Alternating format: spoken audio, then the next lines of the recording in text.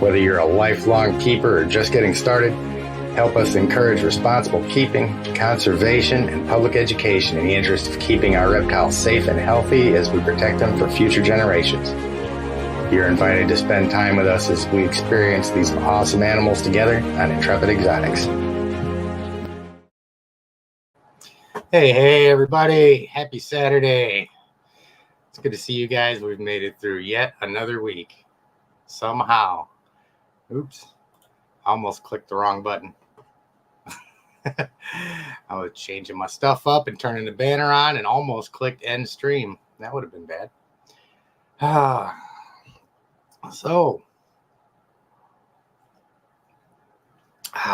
This is another one of those days where I almost took a nap, but I didn't figure I would wake up in time for this. Been a very, very busy week as usual. Hope everybody's been doing good and staying cool.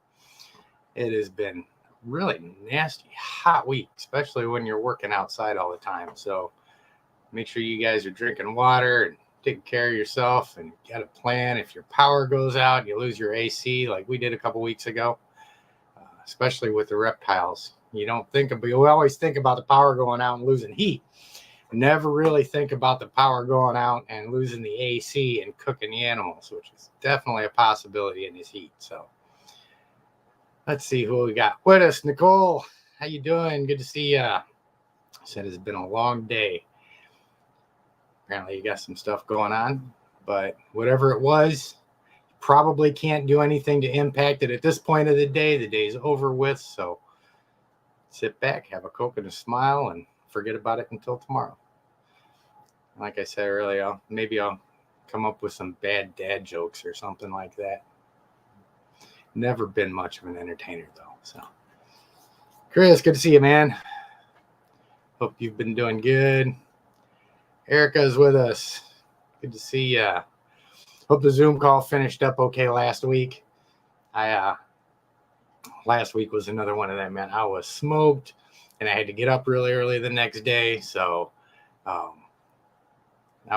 think I was on the Zoom call for about an hour and a half or something before I left. No, excuse me. Left everybody on there. Might be a similar situation tonight. I'm definitely not going to be doing a 3-hour Zoom call after this one because I've got an early morning. Got to get out to the lake. So a lot of you guys that keep up with me on social media, like Facebook and stuff like that, and the Patreon folks will know as well, because I just put up a huge collection on there of wildlife photography. So I've been diving pretty heavily into that. I just found out the other day that the Australian Zoo is going to, they've got a photo contest that they do every year. Entries are due in by the end of August. So I figure, you know what? I've been pulling some decent stuff off of this. So I'm going to post up at the lake around where some of these osprey hunt. And it's between that and taking one of the big snakes out and getting some really good pictures of them, which I need to do anyway. Yeah, we may end up jumping into that and seeing what we can do. I guess the top 5 for that photo contest gets their photo and stuff posted down there at the zoo, and I think that the winner gets posted gets on the cover of the magazine, Crikey magazine. Steve Irwin's place down there. So of course, his wife and kids are running the place now. So that would be really cool. We'll see how that goes. There's been, like, every time I go out to this local lake out here, just about every other time I see this osprey out there. And a few times I've seen him starting to hunt. And twice I've seen him dive bomb into the lake to grab a fish. Both times I had the camera on him and I was tracking him down. And both times I lost focus right as he was hitting the water. So frustrating. This would have been like National Geographic level picture if I could have nailed this. So we are going to, I made a couple tweaks to how I'm shooting and go out in the morning and practice, make sure I can still get good pictures with the new technique that I'm using. But yeah, hopefully hopefully I can nail him sometime in the next couple weeks and get a really good shot of him fishing. Just a gorgeous animal. So, hey, Chase, how you doing? Caitlin, my daughter is on. Good to see you made it. And my mother is here as well. So, yeah, you guys do. My mom's down in Florida. And they've got a tropical storm that's coming in. Actually, it kind of looped around from the Gulf. It's coming in on the Gulf side. It's supposed to shoot right up through the East Coast. So this week, if all goes well, we may get some rain days this week and give me a little bit of extra time to get some recording in, get a couple videos done, which will be really nice. I definitely need to do that. Jar Jar, how you doing? Good to see ya. Yeah, Erica says Zoom call went till after midnight my time. See, that's I'm old, man. I can't hang out with you. You kids all up partying all night like that. Let's see. Tara's with us. Hey, good to see ya. Yeah, I'm right there with you. I was going to take a nap, but I wasn't entirely sure I'd be able to wake up in time. So, Kenley, how you doing? I love that retic in your picture. I'm going to have to get Chloe out here in a minute. She's, of course, been riding the glass all day. So, Fixin' Paints. First time seeing you here. How you doing? Good to see you. A friend of Tara's. Cool. You must be good people. Awesome. Dad jokes are awesome, man. I'll tell you what, one of my favorite thing that always makes me smile now when I'm flipping through Facebook or something is when the aliens telling dad jokes comes up. I don't know who came up with that, but it's absolutely freaking genius. So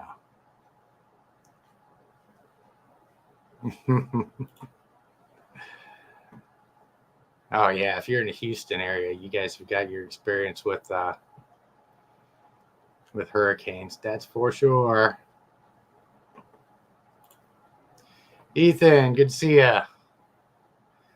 Doing a lot of night fishing. Yeah, nighttime's the best time to go fishing anymore, man. You sit out there and cook all day long. I was just sitting here looking up at the monitor, and I swear I look like I got a sunburn. I've been spending a lot of time outside, not just with work, but a lot of time out at the lake. And then this past Sunday, went to a place called Sylvan Heights Bird Park, and the folks that are on my Facebook have got a big dose of what we ran into out there. It's really awesome setup. If you guys have a chance, definitely. It's out by the coast, northeastern North Carolina. It's an awesome setup. They specialize in exotic and endangered birds. They've got these really cool aviaries set up out there, so that you're not just walking by birds in a cage. Like, you can actually go in, open the door, walk in there with them, and these birds are just free roaming, flying around. There's a couple really cool pictures I got of some Nicodan pigeons, which, look those up. They're really amazing looking birds. But I'm sitting there trying to take a picture of one, and another one flew by and about knocked the camera out of my hands. It just flew right by my head. They've got some really cool stuff out there. They've got like a cassowary, which of course we didn't get into the enclosure with because they're known for gutting people. But I've got some really cool stuff out there. So if you're in northeastern North Carolina and you get a chance to go out there to Sylvan Bird Park, definitely do it. I've got some emails out to the fellow that founded that. And I'd really like to get out and do an interview with him and do a video tour of the place. Both to show everybody on here, because I think it'd make really good content. And plus to kind of help promote his facility out there. It's just really cool the way they've got it set up. And I didn't even know it existed until I was just looking around online trying to find some new places to catch some cool wildlife. But yeah, found that, went out there. Definitely worth it. you can make a full day. It was a full day out there seeing everything, for sure. So.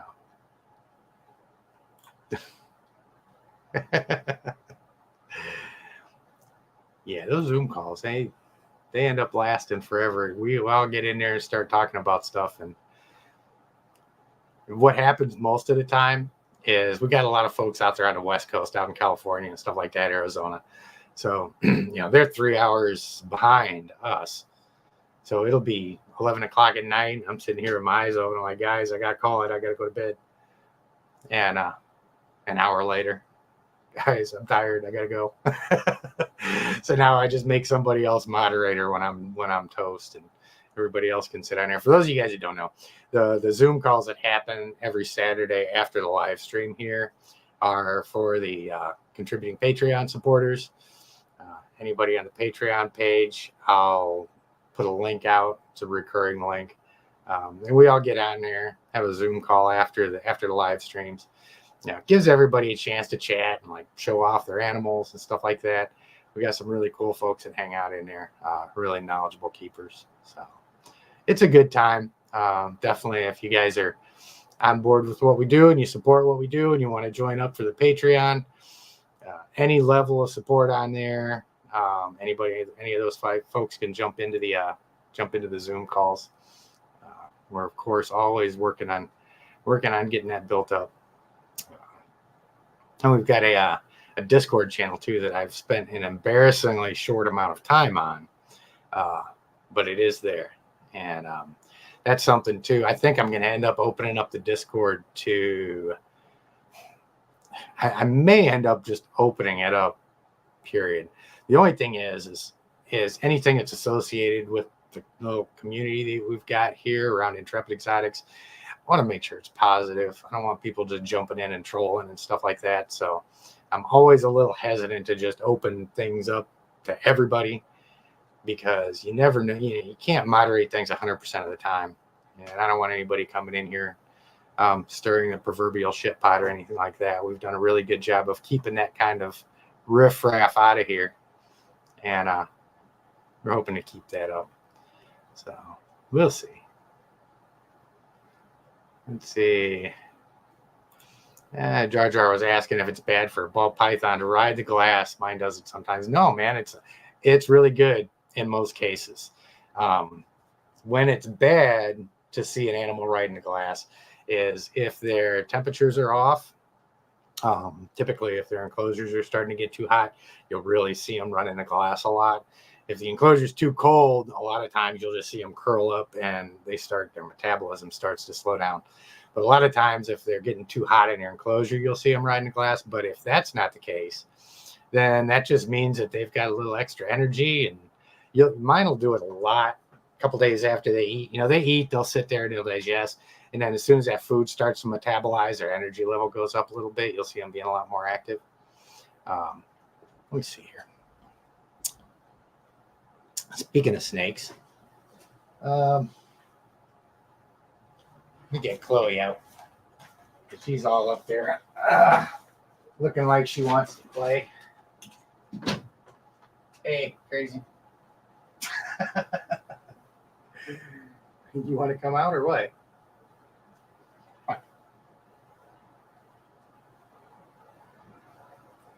Come on, silly girl. Let go of all that stuff. Get away from the ceiling fan. Ceiling fans are bad for snakes. Come on. Here we go. It's a good technique. I don't know if you guys can barely see it, but come on. Come on. Get your butt off of there.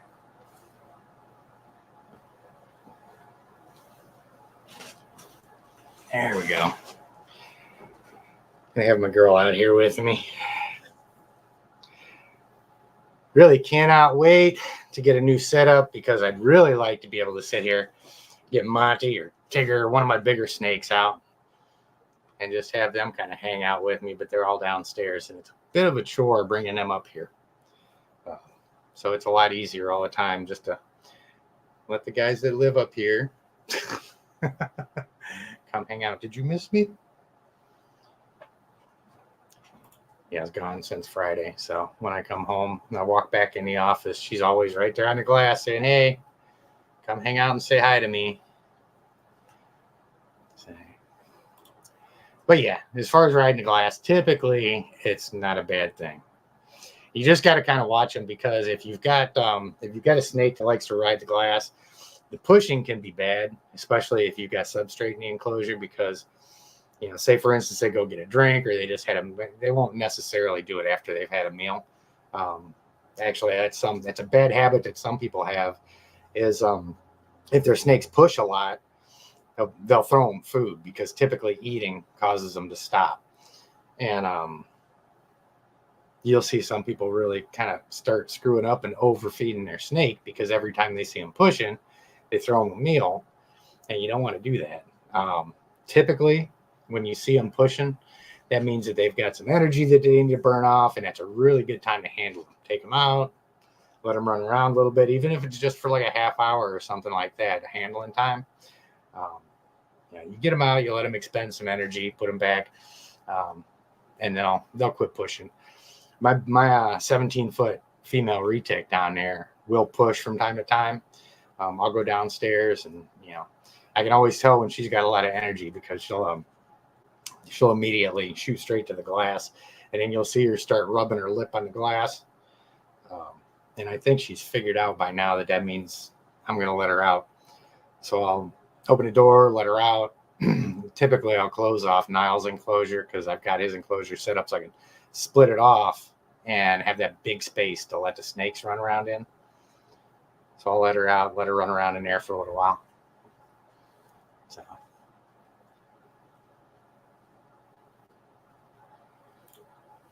Oh, cool. Hey, retic's name's Calypso. That's a cool name. I may end up having to steal that name at some point for one of mine in the future. So.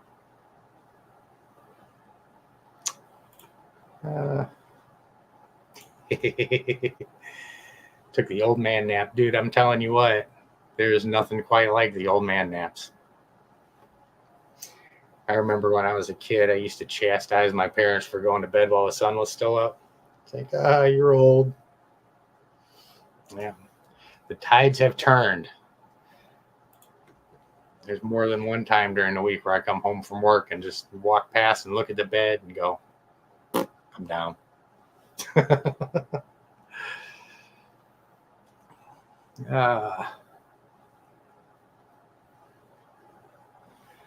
Let's see. DW, hello. How are you doing? Yeah, picking up stuff to feed. Yep, I'm feeding tomorrow.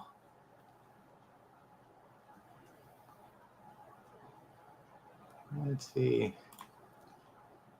Oh, Tam, how you doing? Look at that hog nose. That's what I was saying. I needed to get my hog nose up here for a little while at some point.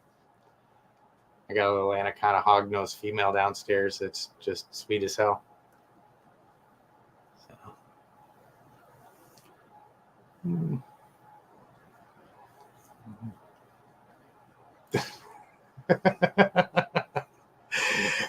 Yeah, I didn't even think about that until I was about halfway through that. Tara was talking about getting the 500 emails of birds. Patreon has got, I think it defaults to where it'll give you email notifications when something is posted. And in order for me to make those collections and get them put in there, or that one collection so far of the wildlife photography, I had to put the posts up. So I don't know how many. 500? Yeah, sure. That probably. 500. A lot of posts on the Patreon page of all wildlife pictures that I posted on there so that we can have the collection. So I really need to start getting some more reptile photos on there, since this is primarily a reptile channel. But see, here's the thing. This is how birds got into the whole thing, because as you guys know, a year ago or something like that, I know it was a while now, Started working on upgrading the recording equipment, getting better stuff for the videos and stuff like that. So I got that and was able to upgrade video quality. And then I'm sitting here thinking, I was like, well, I've got this stuff. I should probably learn how to use it. I don't like having something and not understanding how it works. So I really started digging into photography real deep, learning, how everything works in camera and all that stuff, and how to get the best photos out of it. And I'm always of the mindset, and you can probably tell by the fact that I started working with the longest snake species in the world. If I'm going to do something, I want to do like the most difficult thing I can do with it. And everything after that's going to be easy. And about the most difficult thing I could think of to do with photography is bird in flight photography. So that's when I went out and started trying to get all that stuff dialed in and get it right. Found out that it's really cool. So that's kind of how that got started.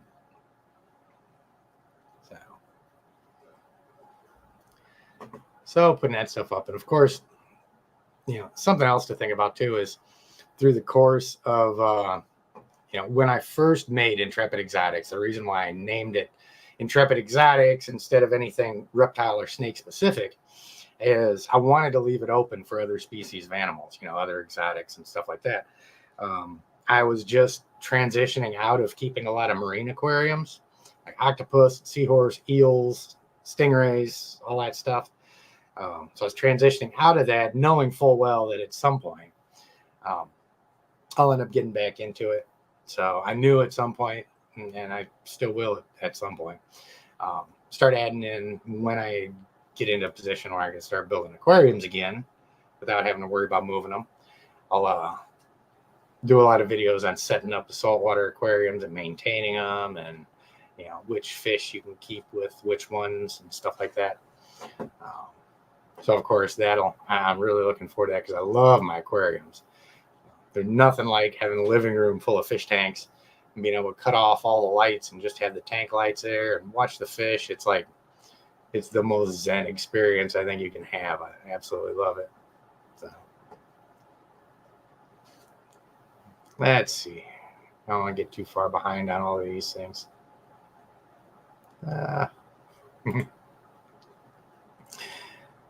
Erica did a great job moderating the Zoom, huh?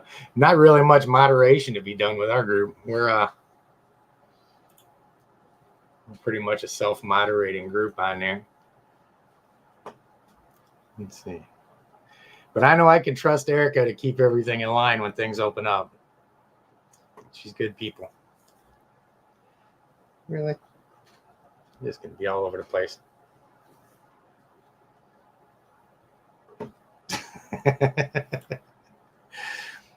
That is so much work. Yep. Yeah, you should. I'd like to see everybody jump on there. Really, I mean, those Zoom calls with the Patreon stuff is really good community building stuff. And it's a really good opportunity to get feedback from the Patreon community on, things that people might want to see, might want to have added and stuff like that. Because I mean, it's really a community driven channel in a lot of respects. So I do try to implement things as the suggestions come up. So you just I wish you'd chill out just a little bit. Crazy girl.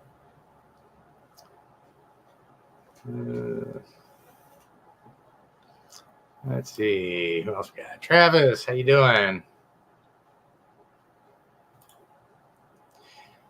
Yeah, I do.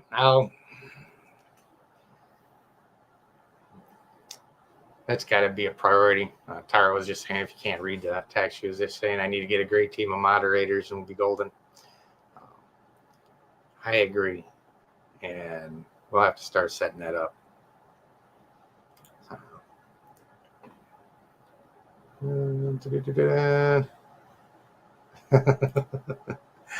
Yep, out with the riffraff.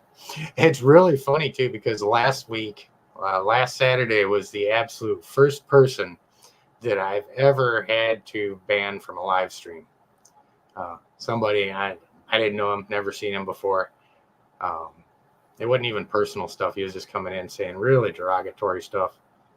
And so, but yeah, the first time in 3 years, man, that's not too bad. Not too bad. Donna made it. Good to see ya.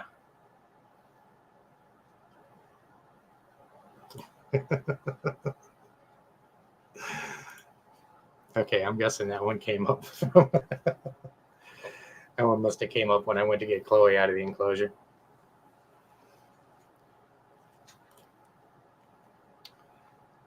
Oh, let's see. What we got here.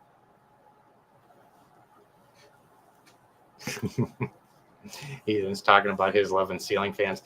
It's funny because every one of my snakes at some point or another, when I have them out, they'll catch that ceiling fan will catch their eye. Let me see if, yeah, she's too concerned with what's going on down here to mess with the ceiling fans. But they'll all watch the ceiling fan, and you'll see them starting to waver like this, kind of following it.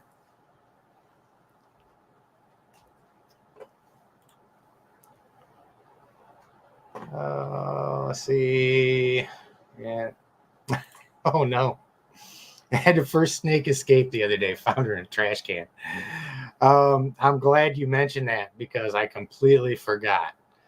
2 things on escaped snakes. One, I don't know if it was today or yesterday or whatever, but we seen a newsreel come across out here in Greensboro, not too far from where I'm at, 20 minutes or so. Somebody found a 9-foot Burmese python in the chassis of their car. I guess they was in one place, and that's where they think the snake got up in there. And then they ended up driving out to Greensboro and ended up pulling a huge, gorgeous Burmese python out of the car. So, of course, it's either a released or an escaped pet. So I know everybody knows that we can't reiterate enough that we've got to be responsible keeping these guys. We've got to set it up so that, even if they do get out of an enclosure, they can't get out of the house. Preferably, they can't get out of the reptile room that they're in. Case in point, last Monday I fed. I forgot to lock the enclosure on one of my male retics and came home from work and seen the enclosure empty. So he got a chance to run around for a little while. Ended up getting up into the ceiling, and I found him the next day up in the ceiling lining and had to take him out. So I'm sure just about everybody that keeps has at one point or another either had a lock fail or had a dumbass attack and forgot to lock it or something like that during feeding time. It happens. So what we do in order to make sure that we're mitigating that, make sure that we can recover our animals if they don't get away, it's always a good idea to make sure that whatever your reptile room is, I'll try and always keep that room sealed up. Make sure that if there's anything that could possibly go outside, it's sealed up. When I first moved in here, there was one hole that could have been used to get them outside, so I sealed that up when I first got here. But yeah, I know if anything gets out of an enclosure in my reptile room, it's not leaving that room. So if it's out, it's in there somewhere. Like with him, it might take you a day to find him, but yeah, real important stuff. It can and does happen to most of us sooner or later.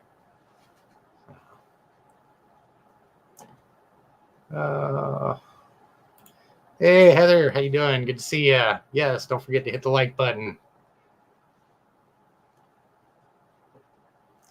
Let's see.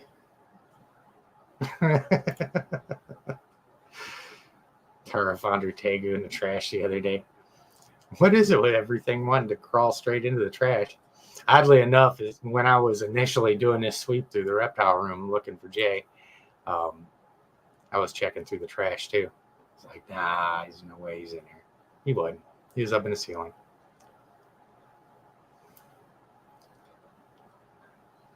Oh, hey Xander, how you doing, man?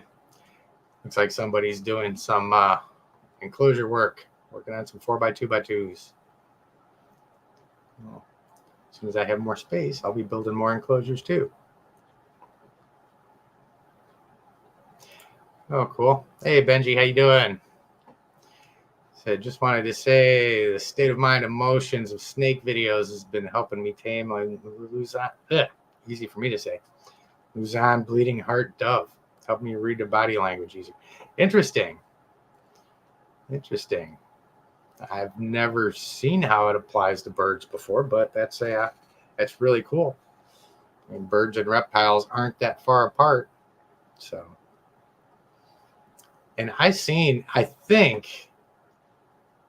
that bleeding heart dove, if it's the same species that I'm thinking, they had one out at Sylvan, because I remember walking into this one aviary and seeing a bird, and it had a red spot right in the middle of its chest. It looked exactly like it was bleeding. I actually had to stop and take a picture of it and zoom in on it really close. And then I'd seen another, they had a couple different specimens of the same species there, and they all had the same mark. But it's more than just a red spot on them. It literally looks like they're bleeding. It's crazy.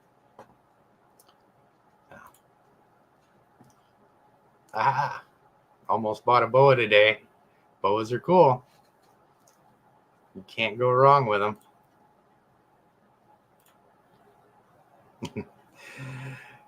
Yeah, DW is saying I love the pic. Yeah, it's really been nice doing that. And I'm doing all of this stuff with an entry-level camera right now. It's a crop sensor. As soon as I finish paying off these lenses that I've got now, I'm getting ready to upgrade the camera body. And it's really cool because one of these days I'm going to put out a video just on the photography and the recording equipment and all that stuff for anybody that's interested in it. Kind of going through what I've learned about buying gear, what I've wasted money on gear that actually people have said you need, but you don't need, and it's just sat in a box and I've never used it. It's a thing you got to watch out for when you're getting into this stuff, because everybody says you need this and you need that, and by the time you get around to actually doing it for a while, you find some stuff that just stays in the bag and never moves. So, but yeah, as it stands right now, where are you going? Chloe's all over the place.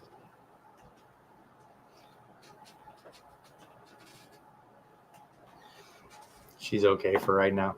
But yeah, I think that would make a really good video, because I know a lot of folks talk about starting YouTube channels and things, and all of this stuff, you know, all of the practice with any kind of photography, videography stuff, it all ultimately helps, you know, with anything that you're going to put out media wise.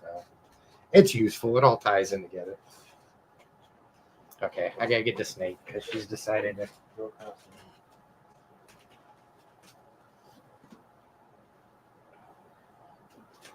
Come on, crazy kid. Let go of the chair. That puts you back in here since you're going to be all over the house.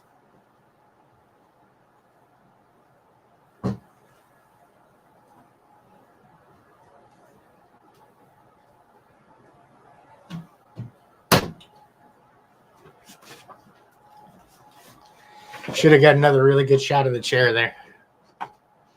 It's a pretty high quality chair. It's lasted for a while. Oh, let's see.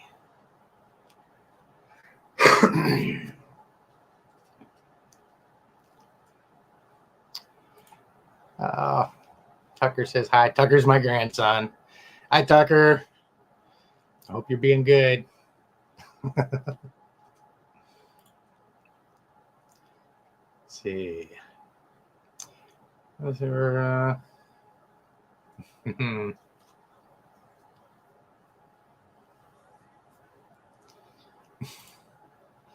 Cam was saying she's got a female anaconda and tries to eat you all the time. Yeah, one of these days I'm going to actually get a problem snake here. I've had a couple animals that people have said, yeah, it's going to bite you. Yeah, it's unruly. Yeah, it doesn't like people. And you get them over here and they're just a piece of cake.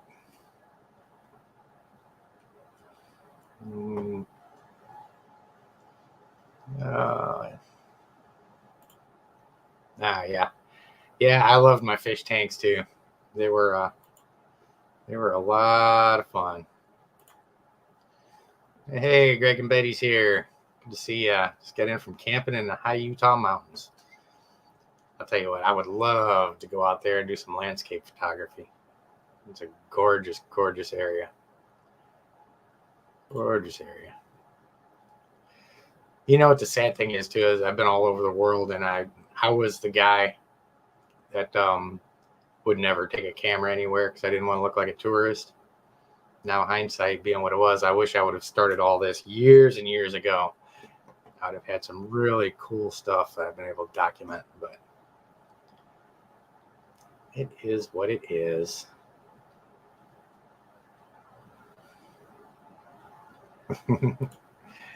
That's cool. Xander was saying he used to have an African cichlid tank. Cichlids are gorgeous. They're gorgeous. They're beautiful and they're vicious.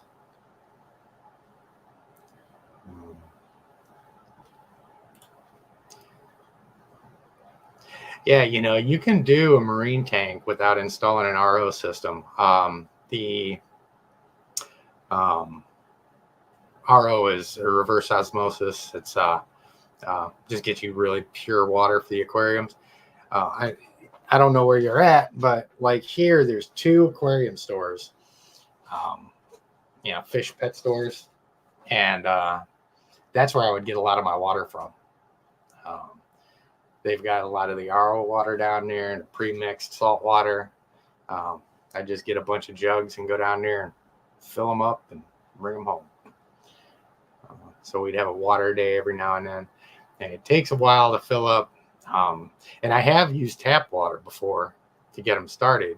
You treat the water with dechlorinator and stuff like that, and then you got to treat it with the bacteria and all the organisms to get it going, and then mix the salt yourself.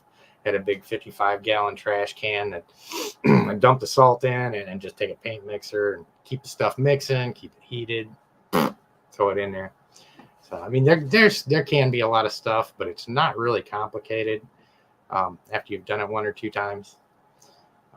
One trick for anybody that's thinking about getting into saltwater tanks too, and applies to freshwater too, is that the smaller the tank, the quicker they crash.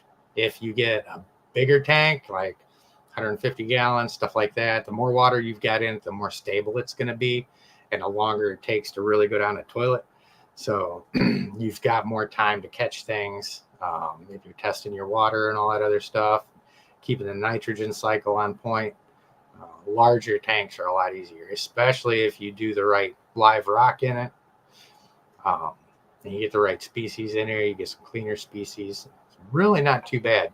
Saltwater tanks can be a lot easier to take care of and maintain than people think.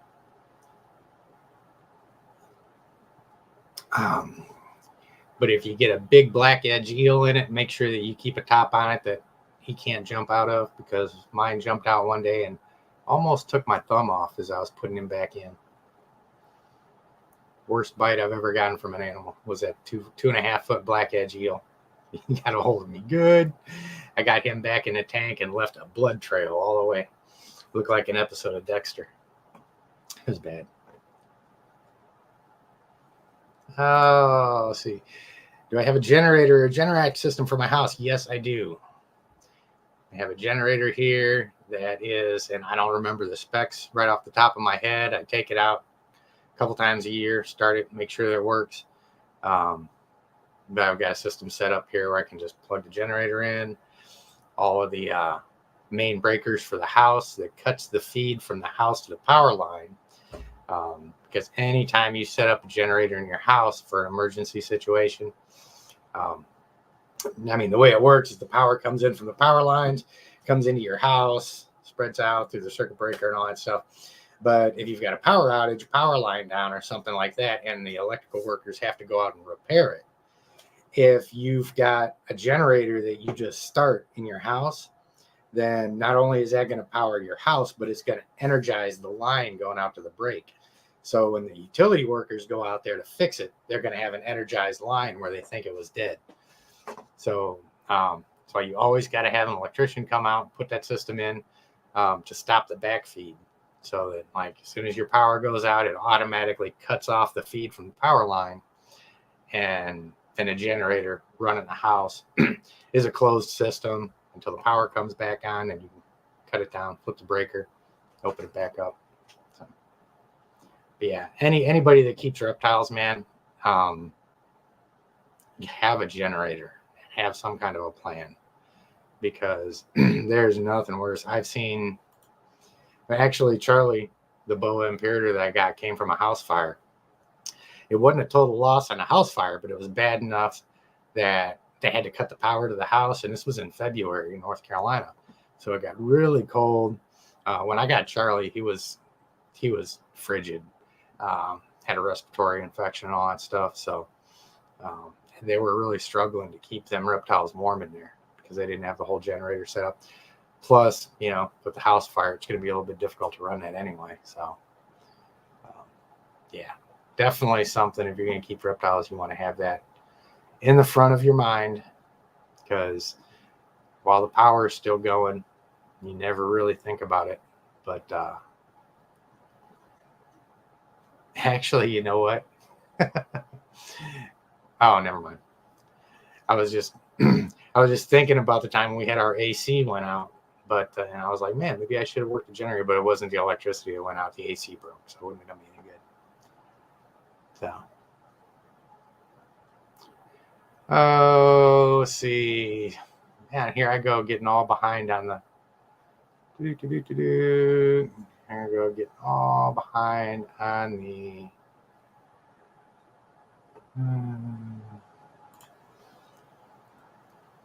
Greg was saying I'd seen on I think it was Facebook where you posted that Nicaraguan. I think it was a Nicaraguan boa, wasn't it? But I don't remember.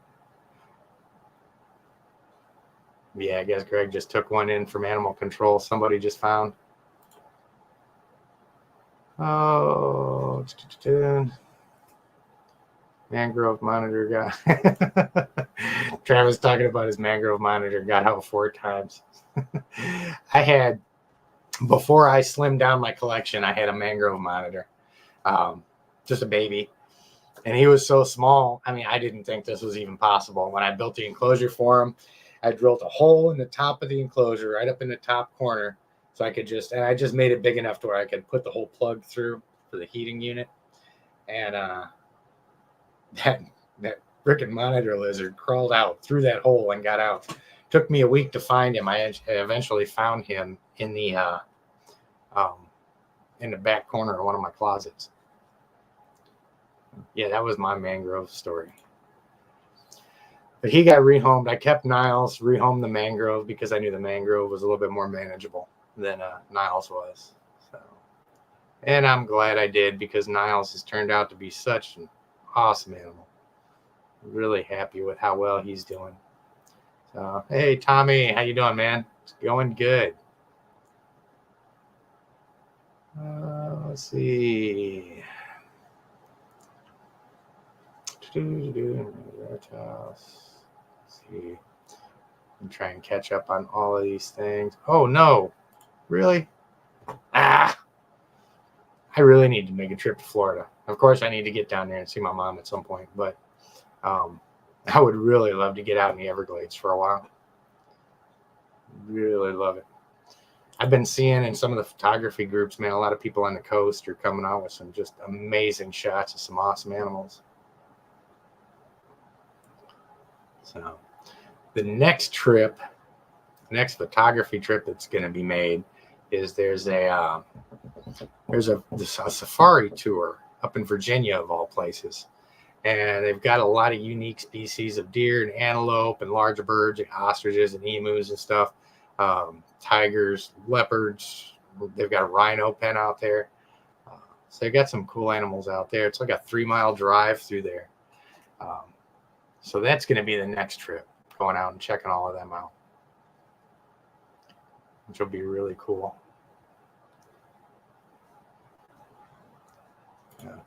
You like the mug? Yeah, this is the world famous rattlesnake mug that I keep saying I'm gonna get a real rattlesnake rattle for it, and I never do. I need to get one. Actually, that one's empty, so time for my backup. Let's see. Hey, Sissy made it. Good to see ya.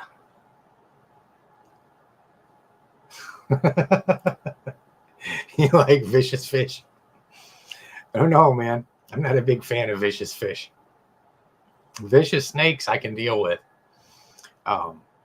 The only, like I said, I can't even really, because I would hand feed all of my tanks. The eels, I'd go in there and hand feed them. They were fine. The only reason that one bit me is because he was on the floor flopping around out of the water, getting ready to die. And when I reached down, he just snatched onto it. And of course, I got him back in the tank, and I'd go back to hand feeding him. I had a lionfish that I'd keep in there, a pretty good size one, and I'd hand feed him all the time. Of course, he did poke me a couple times, and if you've ever gotten stung by a lionfish, it sucks. He didn't do it while I was feeding him. The one time he stung me, I was reaching in to clean something, and I was just moving too fast, wasn't paying attention. I reached down, and one of his spines went up under my fingernail, which isn't as bad as it sounds. That one wasn't as bad as the time that I was in there cleaning the side glass of the tank, and I noticed it, but I didn't heed the warning.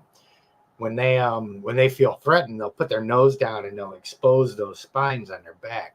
Got 13 really long spines, all big hypodermic needles full of venom. And I guess I thought I was going to be fine, so I was still scrubbing along. And I went and I got too close to him, and he just stabbed me like 3 or 4 times in the back of the hand. I was up all night in agony. It hurt so bad. Lionfish stings are no joke.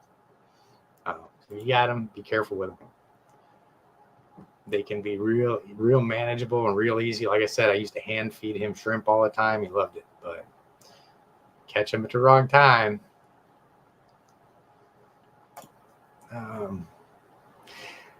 I need to do some Niles videos. The hard thing at this point, the hard thing about putting out new stuff is I've done videos on just about every topic I could think of. Like I said, there's like 300 uploads on this thing, 200 of them probably full-length videos. I'm not entirely sure what we're at now. So it's kind of like, it almost seemed like anything that I would do is repetitive, and I keep trying to come up with something different. Yeah, I think it's been a while since I've really put anything out with Niles, so maybe I'll go in there and just do an update on him and how he's doing. Maybe see if I can catch him at one of his more enthusiastic moments, because he is, God, he's such a trip. I mean, he's to the point now where I go down there to feed him. I'll open up the door on his enclosure, and he runs. He's like hanging half in the enclosure, half out of it, looking up at me like a puppy dog. He just gets he's really motivated with food anyway. But it's good to see, because for a long time, he's so sensitive to enclosure changes. When I changed up this enclosure and I built this big one for him, he didn't leave his water for like 2-3 months. It was a different environment. He wasn't comfortable. Water is where they feel safe, so that's where he stayed. And it took a long time before I'd see him actually crawling out and exploring his enclosure on his own. But yeah, we're past that now. He's 100% comfortable. And I need to do some videos just kind of showing how the relationships evolved with him, because it's really cool at this point to go downstairs and he'll be in his tub most of the time. And as soon as he sees me, man, his head perks up and he'll have his hands over the side of the tub. Those of you guys that don't know Niles, he's my 6-foot Nile monitor I've had since he was a baby.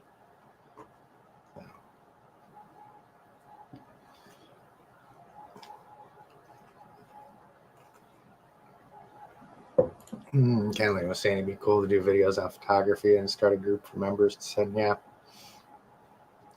Yeah, it'll happen. I've still got a lot of stuff to learn. I even want to get really good with doing some of the real estate photography techniques. There's some special ways of working, combining flash and non-flash pictures and stuff like that. Some photo stacking and things, focus stacking, whatnot. So there's still some techniques that I got to start getting really good at. But yeah, that would be cool.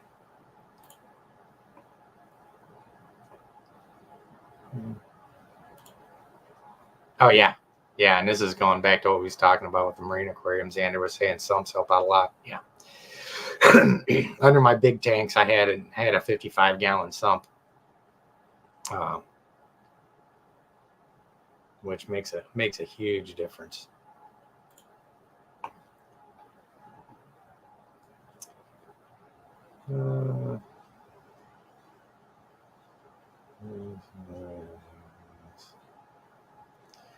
Let's see. Yeah, Tam was saying small tanks do better when they have live plants. You see that? Absolutely. Stan, what's going on, sir? Long time no see. Hey, Caesar, how you doing, man? You guys batten down the hatches. It's going to get a little stormy down there.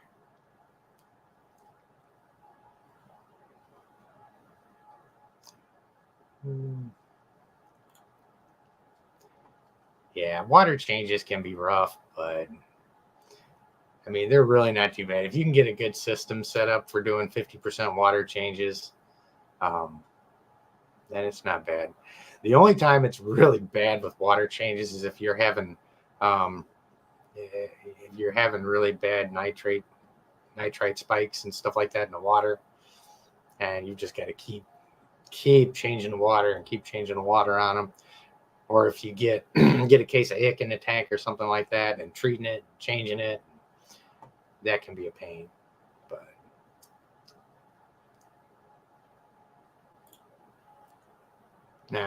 Kelly was saying he'd been watching Kevin's piranha videos. I haven't seen that. I guess I got to jump in there and check those out. So.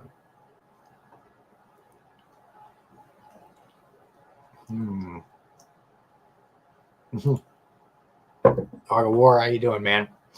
No, I have not been playing any new games lately. I have not had time. It's been a long time since I've opened up any of my games, which is a bit of a shame because that's what I built this computer to do originally.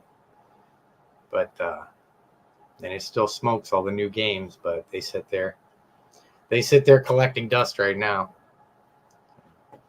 If I've got spare time at all, it's with the camera, either taking pictures or making videos.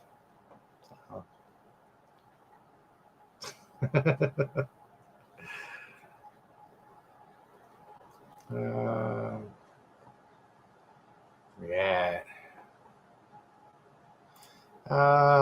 Nope. It's asking if I ever kept flower horns. I never have. They're really cool looking snakes too. Tara called everybody out. Said 30 people watching and 14 likes. Hit the like button.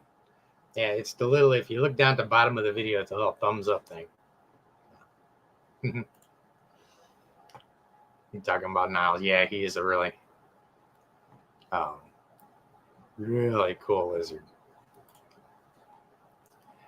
I did not try Lilith in water therapy yet.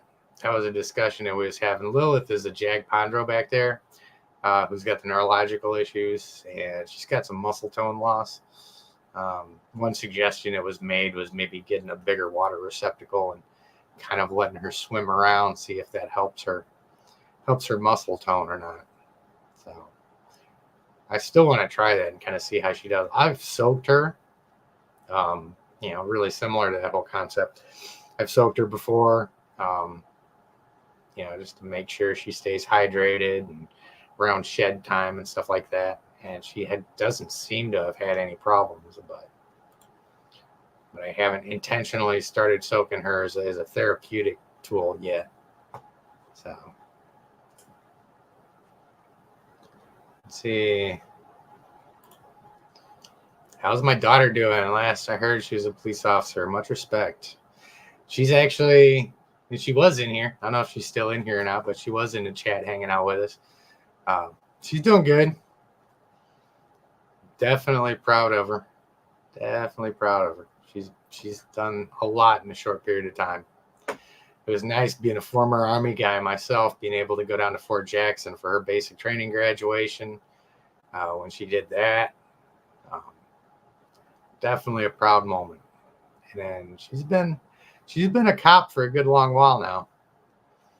So she's already got service time in the military, and she's a police officer, and she's a single mom of 2 boys. So she's got her hands full. And we talk a lot, which is good. Where are we at? Really? The Barcheck family got a Nile monitor and named him Niles. Uploaded a video yesterday. No shit. Okay. I'm going to have to go check that out.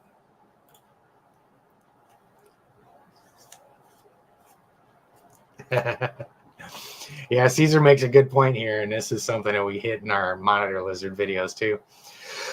He says, I know Nile monitors in Africa steal croc eggs and anything else they can get a hold of. I've always said any animal from Africa is tough, and I mean tough. And you're absolutely right. In the videos that I've done, the older videos that I've done on Nile, some of the first ones, I found some videos of wild Nile monitors in Africa. One of them where it was kicking a cheetah's ass. One of them where it was kicking the ass of a pride of lions that was coming over. It's just something. Niles and mine is no different than the ones that I'd seen in those videos of the wild ones. That animal has no fear. Niles knows that if it lives and breathes, he can kick its ass. He's just, I've got so much respect for that animal just because of his nature. He's not mean, but he's just, it's like I don't know. It's hard to explain. When one of the big snakes is out roaming around and it's outside of his enclosure, Niles is out there and he's right there. He's ready to fight. He wants out of the enclosure and he wants to get his hands on that 17-foot snake who would end him in a heartbeat. He wouldn't stand a chance, but he doesn't care. And just like them videos, man, you see 4 or 5 lions around a Nile monitor, and he's just up on all fours, and he's got his neck puffed out, and he's slapping them in the nose with that tail, and all the lions are just stepping back going, damn, that hurt. What, this is weird. What's going on? And he just backs them all off. It's really impressive how bold these guys are. And which makes it that much more rewarding to have one here and have a relationship where I can go down here and pick him up and handle him, and he doesn't want to kill me most of the time.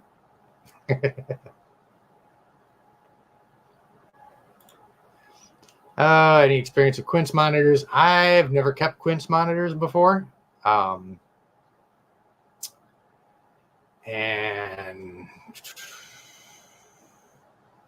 look, aquarium area of water. One thing that I did for water for Niles is I put a regular full-size bathtub in there for him. If you're going to keep any kind of water monitor, Asian water monitor, Nile, stuff like that, they will definitely appreciate that. And it makes it real easy to clean too. So I've just got a valve on there. It runs to a floor drain. I turn the valve, the tub empties out. I hose it down, clean it out really good, fill it back up. He's happy. So.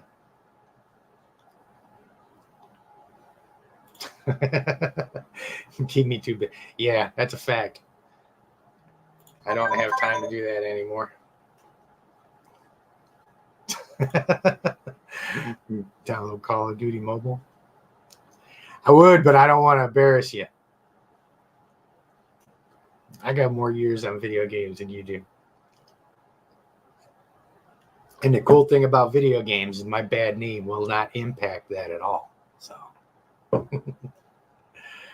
I think that's part of my draw to video games. I got all that cool stuff that I used to do when I was younger, and it was fun at the time, but I broke myself. No, I can't do all that cool stuff, but I can do it on a video game.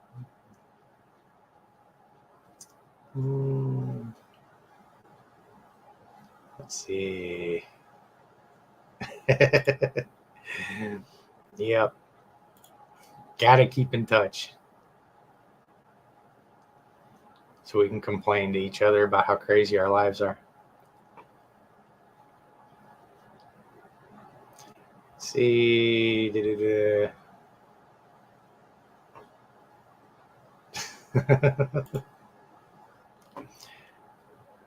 How about our children's python? It has no fear and will kick your ass.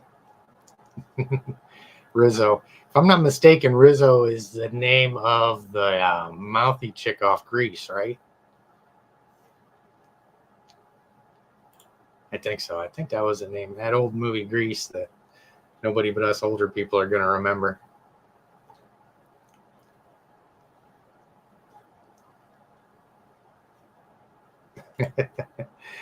Half Rock's the same 2 foot long noodle with a tube. Yep. Yeah, how's he coming along now?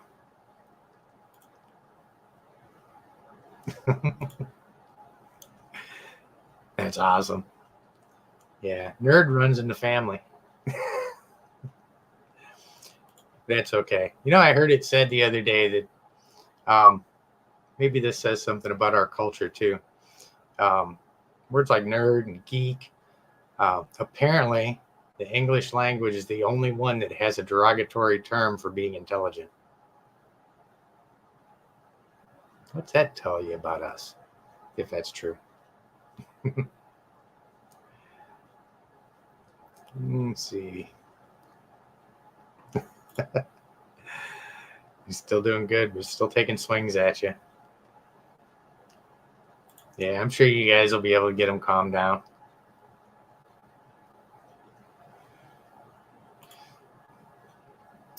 Oh, cool. Caesar's got a rock, too. That's not something you hear every day. Says his African rock Sheba is one of the calmest snakes he's ever had. That's awesome. We're getting ours there, slowly but surely. Old Bob's not African rock, the Sri Lankan. He is a formerly a locality Indian rock python, but they've given him their own species of Sri Lankan. He used to be a bit of a jerk, but he's doing a lot better.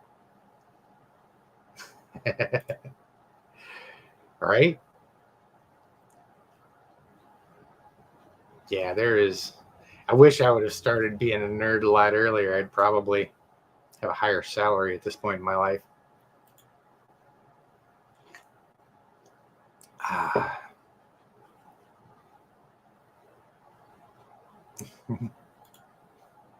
I understand that there's a couple people breeding them now. So we should be getting more of them out here. You should start seeing more. I've seen a couple other people that have got them. So it'd be really cool, man. They're awesome snakes. And I'm really curious to see as he matures how big he gets. Because if he's even if he gets 7, 8 feet, just the shape of his head, the coloring and all that stuff on a bigger snake like that, really going to be awesome. So it'd be interesting. So, one thing too that I have not done yet, we always talk about USARK. I need to hit that really quick. Let me pull this up. I know we've got a couple newer folks on tonight that I haven't recognized. So every week when we come on here, we pull up the USARK.org website, like we're doing right now. For anybody that doesn't know, and I think everybody here does, USARK is the organization that watchdogs bad reptile legislation. Pretty much anything having to do with animals, if it's a bad law, such as the one that Colorado was proposing a while back for the flat animal tax that was going to make everybody pay X amount of dollars for every friggin' animal that they've got, which is beyond stupid. But USARK goes through all this legislation all throughout the country, finds stuff like that, generates attention, and works to get that stuff squashed so that we don't get our animals banned, and just to avoid these bad regulations and things like that, animal tax. So when you go here, as soon as you get to usark.org, they've got alerts for anything that's pressing with updates on here. Right now, the latest one in Weatherly, PA, the proposed ban on exotic and farm animals in the borough. I don't know which borough they're talking about, but they provide the article on it. And, when more information is available, they'll fill us up or fill us in and update us on it.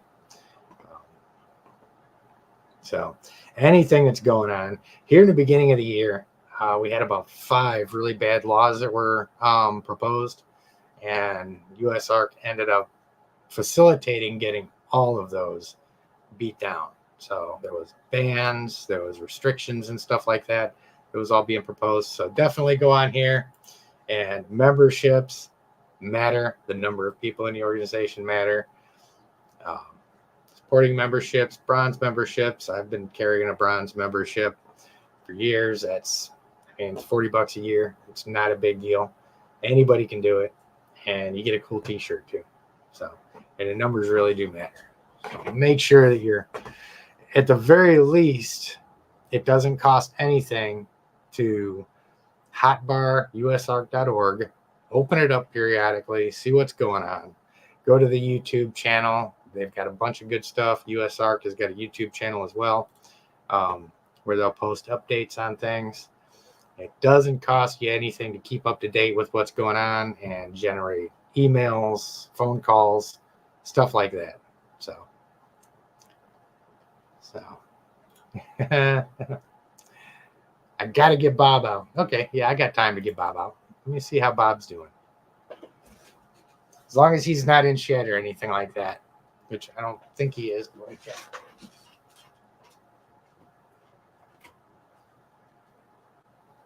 Hey, buddy. Where you at? There you are. Oh, you're going to be hiding under everything, huh?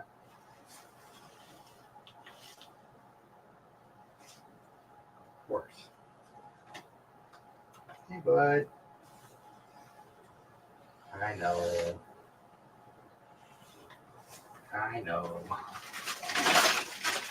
Come on.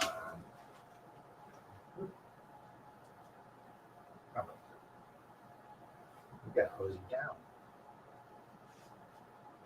He's lost all over the place.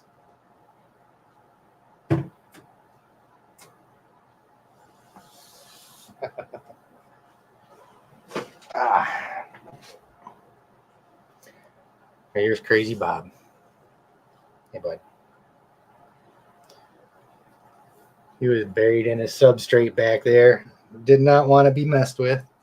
It's the coolest thing, though, because he he loves sitting, because I've got half his enclosure sphagnum moss and the other half of paper.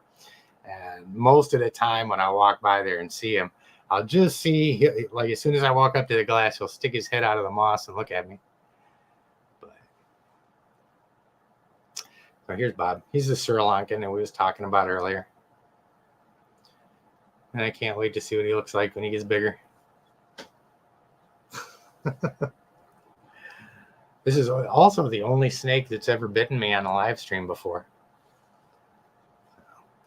For those of you guys that aren't familiar with this guy, when I first got him, I did a whole series of videos. I started from the very first handling session,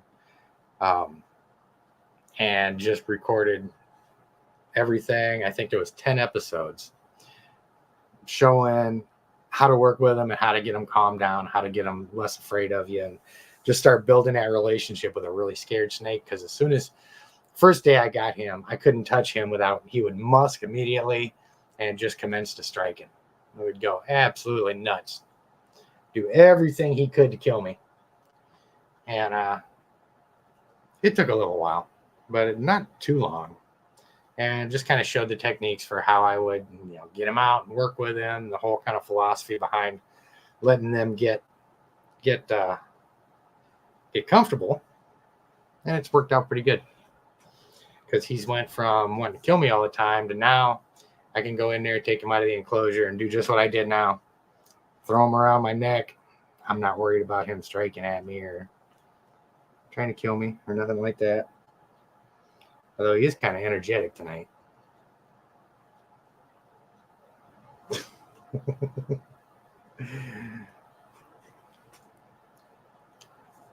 Let's see. What are you doing? Yeah, I'll bring in. Hey, everybody wants to see you. Everybody wants to see you. They can't see you right here. They can't. They can't see you. You're such a good boy. Yes, you are.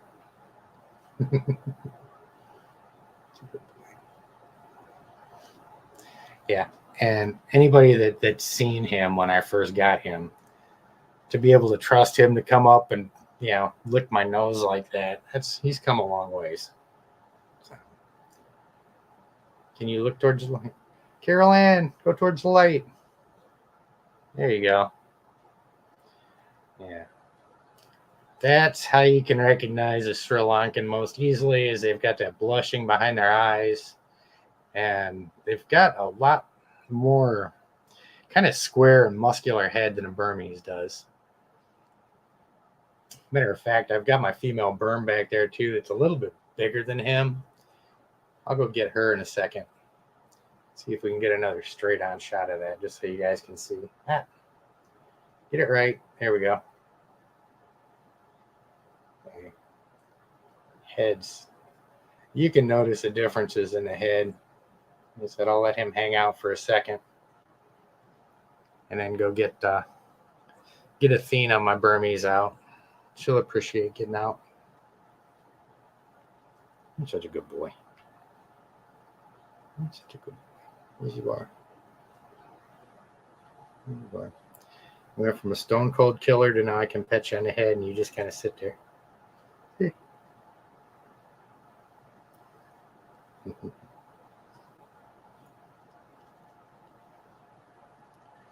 Yeah, this is one of those things. You see the conversations come up so often. People talking about snakes not being intelligent. And this guy learned in a really short period of time that he doesn't have to be worried. He doesn't have to be scared. I mean, if they don't have the intelligence to process that, he wouldn't be able to, And this guy has taken such a huge shift in his personality from the first day that I got him. So I will stand up against anybody that says snakes are stupid and argue with them until I fall over dead from exhaustion. Because these guys definitely do have feelings, they've got emotions, and they're fairly intelligent for what they are.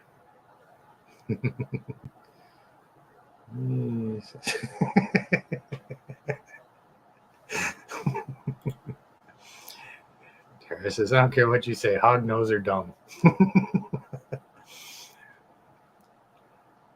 I really want to disagree with you, but I can't. My hoggies aren't my hog nose aren't the sharpest tools in the toolbox by any stretch of the imagination. There you go. You just chill out there, bud. You're such a good boy.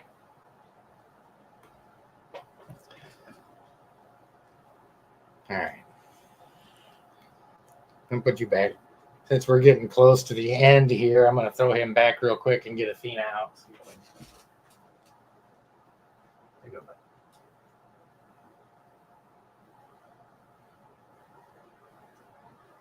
Good.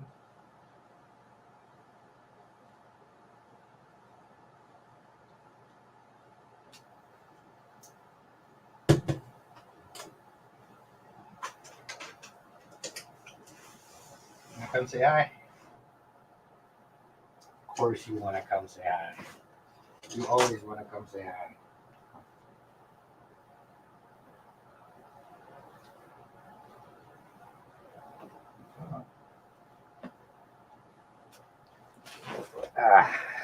Okay.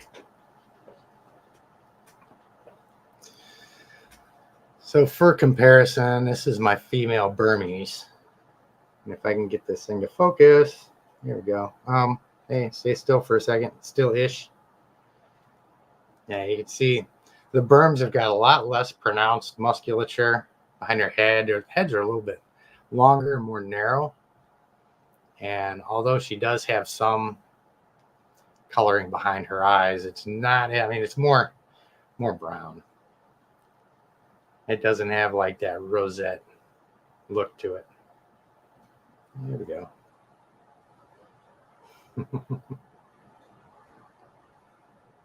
Get in there.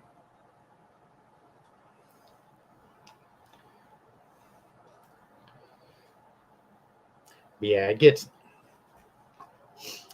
difficult too to I've been saying this forever, and I'm not very confident I'm going to find anytime soon. But it's kind of difficult to show handling techniques. I'm trying to demonstrate stuff on videos and things like that with animals that are so easy to handle. Yeah, these guys, these smaller snakes, her, Bob, Chloe over here, never used a hook on them. I just reached in, grabbed them all the time. They've never confused me for food. They've never struck at me. Say for Bob, of course, he tried to kill me. But you get what I'm saying. I mean, I can go in there with these guys. As soon as I open up the door, they see me. They love interacting, and they just come right out. So, and it's the same thing with my larger snakes. Tigger, my 16-foot male retic, a little bit different. He's a little bit edgy, but never mean or anything like that. But I am careful enough with him to where when I go in, I make sure I've got my hook handy so that I can kind of get him nudged away, and because I think if I'm careless with him, he will get a hold of me. So, but again, it's just a matter of knowing your animals and knowing which ones you can be comfortable with and which ones you need to be really careful with. Because not all of them, like I said, they're smart. They've got different personalities. Yeah, right. You all got your own different little personalities. Yeah. I'm really happy with how well this girl's doing too. She he said there was a long time there where I didn't think she was going to thrive at all after I got her. But fortunately, she has done well, and she's continuing to do well. And yes, Erica, you need to get a berm. Definitely. Berms are awesome. I've had my male berm down there for a while, and he's an albino. Another great animal. Really interactive, really easy to work with, but I just love the natural pattern in these guys. So I think berms are gorgeous. All right, this whole situation down in Florida just kills me that much more.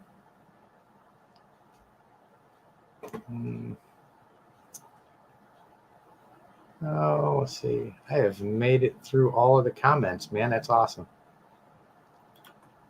So, yep, it's coming up on 8:25. That means I've got to get off of here and get ready to get this Zoom call started up, which I am going to do here momentarily. And yes, retics are great. Retics are my favorite snake, hands down. I love my berms. I love this girl. Don't bite me. I'm not saying that I don't like you. I'm just saying that I like retics. They're like my favorites. So, but you're like my second favorite, if that counts.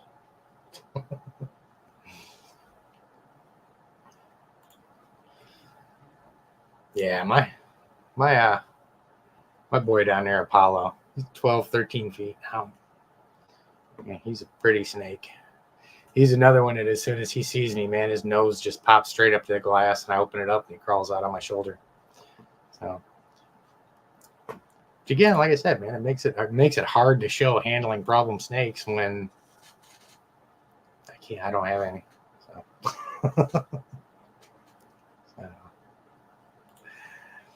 yep, it's time to roll out and get ready for the Patreon Zoom call. Like I said, man, I would love to see anybody if you want to jump on. We've got any tier of Patreon support can jump onto the Zoom calls and we hang out there. Plus, it really helps to facilitate what we do here on the channel since we don't do any breeding or selling of anything here. It's all strictly keeping and handling stuff. So there's not a whole lot of money to be made in there. So community support really helps. And yeah, right. So yeah, definitely jump on. And for those of you guys that are going to be in the Patreon chat, I'll see you there shortly. Give me about 10 minutes or so, and I'll be in there. We'll get that fired up. And for everybody else, we will see you no later than next Saturday. Same time, same place. Have a great rest of the weekend. Be safe, drink water, and have a safe week. And we will see you guys next weekend.